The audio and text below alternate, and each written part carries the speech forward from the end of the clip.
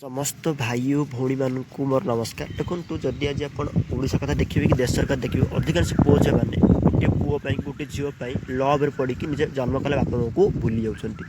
तो भावतु जो बापा माँ निज पिला स्कूल कॉलेज में पढ़ाऊँगी बड़ बड़ स्वप्न देखुची से पिला माने जदि कॉलेज पाठ न पढ़ी जीवे कौटी ओयो रूम कौन पे जी पाठ पढ़ाई आप जानते ओयो रूम कौ भाया पाठ पढ़े पाठ तो नुह रास लीला बुझीपार ना नहीं।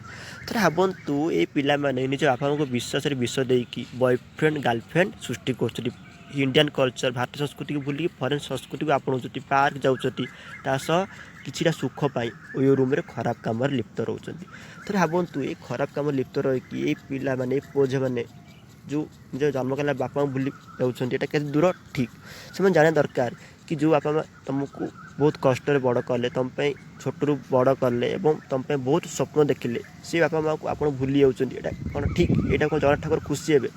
देखो ये पिला केवल शेष में एति कहि कि जदि सतरे आप जगन्नाथ ठाकुर को भल पाँच तेरे आपण बापा माँ को भूलतु ना कारण बापा माँ होती रियल ठाकुर ठीक अच्छे।